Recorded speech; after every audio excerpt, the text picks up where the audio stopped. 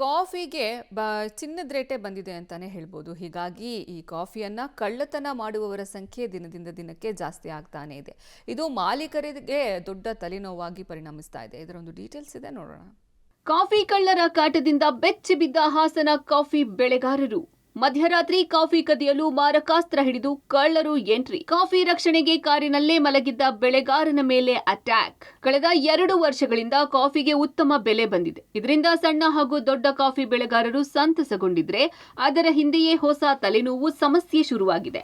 ಈ ಬಾರಿ ಅತಿಯಾದ ಮಳೆ, ಶೀತದಿಂದ ಅರ್ಧದಷ್ಟು ಫಸಲು ನಾಶವಾಗಿದೆ. ಉಳಿದ ಫಸಲನ್ನು ಕೊಯ್ದು ಚೀಲಗಳಲ್ಲಿ ತುಂಬಿ ಕಾಫಿ ತೋಟದಲ್ಲಿ ಇಟ್ಟು ಕಾಫಿ ಹಣ್ಣು ಪೂರ್ತಿ ಬಿಡಿಸಿದ ನಂತರ ಒಟ್ಟಿಗೆ ತರುತ್ತಿದ್ದಾರೆ. ಇನ್ನೂ ಕೆಲವು ಕಾಫಿ ಬೆಳೆಗಾರರು ಕಾಫಿ ಹಣ್ಣು ಬಿಡಿಸಿ ಮನೆಯ ಮುಂದಿನ ಕಣಗಳಲ್ಲಿ ಒಣಗಲು ಹಾಕ್ತಿದ್ದಾರೆ.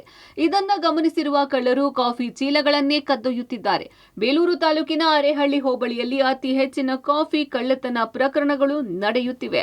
ಮಲೆನಾಡು ಭಾಗದಲ್ಲಿ ಇತ್ತೀಚಿನ ದಿನಗಳಲ್ಲಿ ಕಳ್ಳತನ ಮಿತಿ ಮೀರಿದೆ. ಅದನ್ನ ಪೊಲೀಸ್ ಇಲಾಖೆ ಕ್ರಮ ವಹಿಸಬೇಕು. ಮಾನ್ಯ ವೃತ್ತ ನಿರೀಕ್ಷಕರಿಗೆ ಮತ್ತು ಸಂಬಂಧಪಟ್ಟ ಪೊಲೀಸ್ ಇಲಾಖೆಗೆ ಮನವಿಯನ್ನ ಸಲ್ಲಿಸಿದೀವಿ. ಏನಿವತ್ತು ಕಾಫಿಯನ್ನ ಕುಯ್ದು ಕೆಲವು ಸಣ್ಣ ಬೆಳೆಗಾರರು ತೋಟದಲ್ಲೇ ಒಂದು ದಿವಸ ಇಟ್ಟು ಇನ್ನೊಂದು ದಿವಸ ಕುಯ್ಯೋ ಅಂತ ಸಂದರ್ಭ ಇರುತ್ತೆ. ಹಾಗಾಗಿ ತೋಟದಲ್ಲೇ ಇಡ್ತಾರೆ.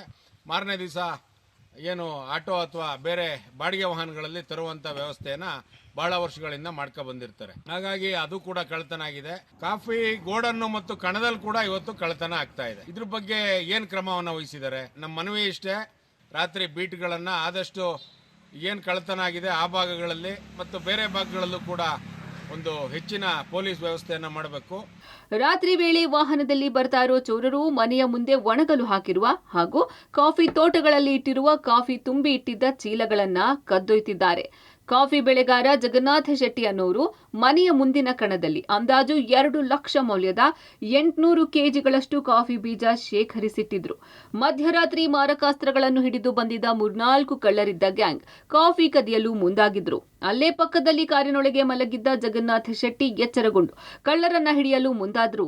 ಈ ವೇಳೆ ಜಗನ್ನಾಥ ಶೆಟ್ಟಿ ಮೇಲೆ ಖದೀಮರು ಮಾರಕಾಸ್ತ್ರಗಳಿಂದ ಹಲ್ಲೆ ನಡೆಸೋಕೆ ಯತ್ನಿಸಿದ್ದಾರೆ. ಆಗ ಜಗನ್ನಾಥ ಶೆಟ್ಟಿ ಬಂದೂಕಿನಿಂದ ಗಾಳಿಯಲ್ಲಿ ಗುಂಡು ಹಾರಿಸಿದ್ದಾರೆ.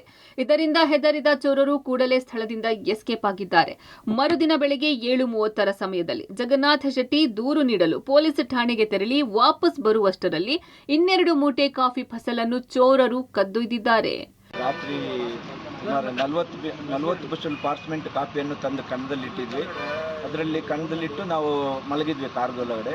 ಆಮೇಲೆ ರಾತ್ರಿ ಸುಮಾರು 3:45 ಗಂಟೆಗೆ ಸುಮಾರು 3 ಜನ ಬಂದು ನಮ್ಮನ್ನು ಕಾರಲ್ಲಿ ಮಲಗಿರುವಾಗ ನಮ್ಮ ಕಣದಿಂದ ಕಾಫಿಯನ್ನು ಕದ್ದು ತಗೊಂಡೋಗಿದ್ದಾರೆ. ಸುಮಾರು 28 ಬುಸ್ಲು ಕಾಫಿ ಕದ್ದು ತಗೊಂಡೋಗಿದ್ದಾರೆ. ಲಾಂಗು ಮತ್ತು ದೊಣ್ಣೆ ಇದನ್ನೆಲ್ಲ ಇಟ್ಕೊಂಡು ಬಂದು ನಮ್ಮ ಮೇಲೆ ಅಟ್ಯಾಕ್ ಮಾಡಲಿಕ್ಕೆ ಬಂದರು. ಆದರೂ ನಮ್ಮಲ್ಲಿ ಕೋವಿ ಇರೋದ್ರಿಂದ ನಾವು ಫೈರ್ ಮಾಡಿದ್ವಿ. ಆವಾಗ ಅವರು ಬಿದ್ದು ಓಡಿದರು. ಆಮೇಲೆ ಬಾಕಿ ಒಂದು 2 ಮೂಟೆ ಕಾಫಿ ಬಿಟ್ಟು ಹೋಗಿತ್ತು. ಮತ್ತು ಬೆಳಗಿನ ಜಾವ ಅದನ್ನು ತಗೊಂಡೋದ್ರು. ನಾಯಿಗಳನ್ನು ಕರೆಸಿ ಅದನ್ನು ಪತ್ತೆ ಮಾಡಿ ಕೊಡ್ಬೇಕಂತೇಳಿ. ಕಳ್ಳರ ಕಾಟದಿಂದ ರೋಸಿ ಹೋಗಿದ್ದು ಕಾಫಿ ಬೆಳೆಗಾರರ ಸಂಘದಿಂದ ಅರೇಹಳ್ಳಿ ಪೊಲೀಸ್ ಠಾಣೆಗೆ ದೂರು ನೀಡಿದ್ದು, ರಾತ್ರಿ ವೇಳೆ ಗಸ್ತು ಹೆಚ್ಚಿಸಬೇಕು ಹಾಗೂ ಮುಂದೆ ಕಳ್ಳತನವಾಗದಂತೆ ಸೂಕ್ತ ಕ್ರಮ ಕೈಗೊಳ್ಳುವಂತೆ ಒತ್ತಾಯಿಸಿದ್ದಾರೆ. ಕ್ಯಾಮರಾಮನ್ ನಾಗರಾಜ್ ಜೊತೆ ಶಶಿಧರ್, ಬಿಸಿ ಪಬ್ಲಿಕ್ ಟಿವಿ, ಹಾಸನ.